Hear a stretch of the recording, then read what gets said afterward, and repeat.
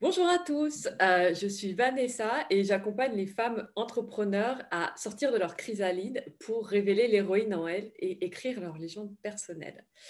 Aujourd'hui, j'ai l'honneur d'accueillir Anne-Claire pour une interview lumineuse. Donc Anne-Claire, hello. Je vais te poser la fameuse question pour que tu puisses un peu te présenter. Qui es-tu? Merci Vanessa pour ton invitation, tout d'abord. Je suis enchantée d'être là avec toi.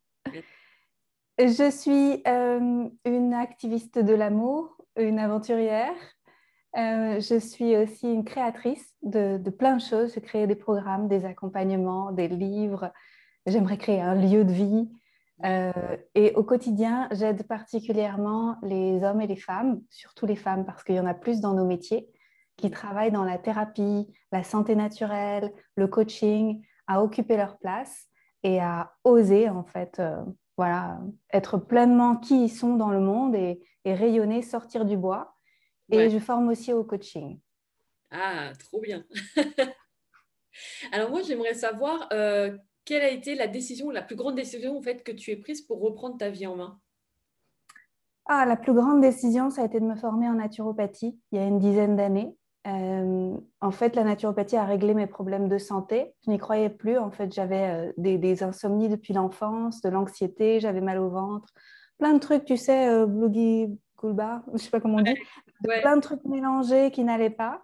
Et il y avait cette errance médicale. Hmm. Et un jour, un hôpital m'a mis sur la voie d'une dame, une naturopathe, qui faisait de la rééducation au sommeil. Et là, j'ai compris que c'était parce que je ne savais pas gérer mes journées, que je ne savais pas prendre soin de moi au quotidien. Et du coup, je ne pouvais pas réapprendre à dormir et être à l'équilibre. Une fois que j'ai compris ça, eh ben, il a fallu prendre une décision parce que c'était tellement gros ce que je venais de découvrir. Mais en même temps, ma vie, elle était, tu sais, elle suivait un chemin tracé, quoi, le boulot, tout ça. Et je me suis dit, tant pis, c'est trop beau, je vais quand même faire cette école de naturopathie le week-end, même si ça coûte cher, même si c'est pas un vrai métier en France, etc. Et je pense que ça a été la plus grosse décision de ma vie. Et après, tout a changé. Et qu'est-ce que tu ressentais au moment de cette prise de décision? J'étais flippette. J'étais- Ouais. Je me disais, ouh là là là là, mais où est-ce que je vais? Dans quoi je m'embarque? J'avais peur. Et en même temps, tu sais, c'est comme quand on prend ces décisions où ça repose pas sur notre petite personne, où on sent qu'on est connecté à quelque chose de plus grand. On est connecté à l'énergie de la vie, aux lois de la vie. Tu sais, quand j'ai découvert toutes ces choses de santé naturelle qui étaient pleines de bon sens, à chaque fois, je me disais, mais bon sang, comment ça se fait qu'on m'a pas appris ça à l'école? Comment ça se fait que les médecins, depuis 10, 15 ans, ils m'ont jamais dit ça? Ouais. Et c'était évident, c'était plus grand que moi. Il fallait y aller. Ouais, ça me parle beaucoup ce que tu dis. Parfois, tu ressens cet appel, mais ouais, c'est plus toi, c'est plus, comme tu dis, ta petite personne, c'est vraiment quelque chose de plus grand. Ouais, non, mais tu flippes, mais vas-y, quoi. Pas le choix. Et est-ce que tu as alimenté des croyances ou des pensées en particulier pour bah, justement réussir ce passage à l'action? Alors, pas les premières années. Les premières années, j'ai vraiment galéré. Il y avait beaucoup de stress. En plus, à l'époque, je lançais un site de rencontre en même temps que je me formais à la naturopathie. Donc, je suis devenue entrepreneur en même temps que je me formais à la naturopathie, mais pas dans le domaine de la santé, du coaching ou de la thérapie. Je voulais être entrepreneur, business du web, etc. Et, euh, et là, j'avais un mindset de victime et de pauvreté. Tu Hmm. vois, j'avais beaucoup de jalousie vis-à-vis des gens qui réussissaient. Je trouvais que j'avais pas de bol. J'habitais dans 13 mètres carrés depuis mais hyper longtemps. Je dépassais la trentaine. Je me disais, mais oh là là, mais mes amis, ils achètent des apparts. Tout ça, moi, j'étais dans un état de stress par rapport aux choix que je faisais. Hmm. C'était vraiment dur. Et là, ce qui me faisait du bien, c'était de regarder des vidéos. Donc, j'ai regardé beaucoup de vidéos inspirantes, Oprah, Gabrielle Bernstein, Marie Forleo, des personnes comme ça, en fait, que j'ai commencé à découvrir au fur et à mesure. Et j'ai commencé à comprendre que c'était à moi de changer ma perspective, tu vois. Ouais. Ah ouais, c'est beau parce que c'est vrai qu'on ne se rend pas toujours compte qu'on se met un peu en position de victime. Et quand on se rend compte qu'on est créateur de tout, bah, on reprend notre Oui, pouvoir. bah oui, tu sais aussi. Mm. Ouais, ouais, ouais, mais ouais, c'est hyper important d'en prendre conscience en fait, et du coup de chercher l'inspiration comme tu as fait pour sortir de ça, pour sortir de ce positionnement. Oui, et c'est pas parce qu'on est né dans des circonstances qui sont a priori défavorables, comme par exemple, moi je viens d'une famille de fonctionnaires, pas du tout de soutien au niveau de l'entrepreneuriat. Pour eux, ça faisait peur, ils avaient peur pour moi. Enfin, c'était pas un environnement qui était favorable à l'audace. Ouais, Même si on vient d'un environnement défavorable à l'entrepreneuriat et au fait d'oser, on peut nous transformer l'environnement et s'injecter des shoots de, tu sais, de possibles, d'une autre réalité en fait. oui, c'est ça, exactement. Alors, est-ce que tu as envie de partager avec nous alors ce que j'appelle raté? Bon, c'est plus souvent une leçon, mais voilà, un raté avec. J'en ai plusieurs. Donc, bah, déjà, j'ai lancé 2 aventures entrepreneuriales avant d'être naturopathe, avant de m'installer. Donc, un site de rencontre avec 9 associés. On avait levé des fonds. On s'est planté, mais royalement, au bout d'un an et demi, ça a été super dur. Mm. En même temps, comme j'étais étudiante en naturopathie et qu'il y avait un stage à faire, après, je suis allée travailler en boutique bio, donner des conseils en boutique bio et tout ça. Et ce que ça m'a vraiment appris, c'est de rebondir vite. Mm. Ça m'a appris que, bah voilà, un jour, je peux être associée d'un site de rencontre où on a levé 300 000 euros, faire des pubs dans le métro, etc. Et demain, je peux demander aux gens s'ils veulent une part de gâteau avec leur pain bio, tu vois, et leur expliquer comment ça marche, les compléments alimentaires. C'est, je peux avoir de multiples expériences et c'est tout à fait OK, en fait. Oui. Mm.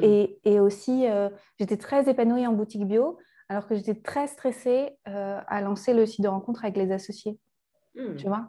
Comme quoi? Aller voir là où est son bonheur, en fait. Et parfois, on a besoin de vivre les montagnes russes pour s'en rendre compte. Oui, effectivement.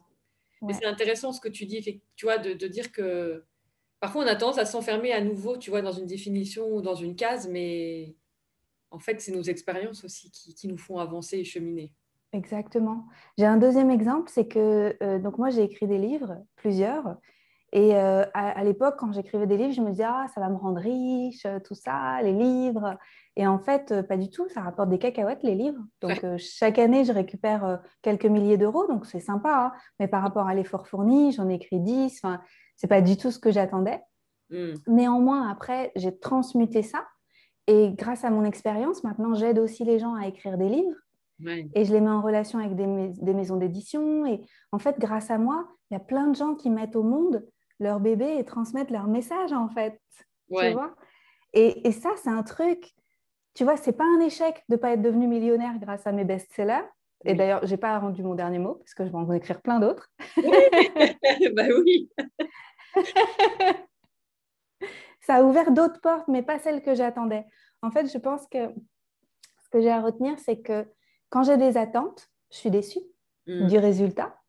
Mais à partir du moment où j'y vais avec mon cœur et que je continue d'avancer, il va y avoir forcément des choses qui vont se passer, qui n'étaient pas forcément ce que j'avais prévu. Mais c'est OK. Et la vie, elle sait mieux que moi ce dont j'ai besoin pour évoluer. Oui, c'est vrai que ça, je le dis souvent, et moi-même, je fais ce job-là, en fait, de ne pas créer d'attente, de faire surtout ce qui me met en joie, et après, bah, de laisser les choses faire leur chemin, mais sans créer d'attente. Ce qui n'est pas toujours évident, c'est un vrai effort conscient, mais...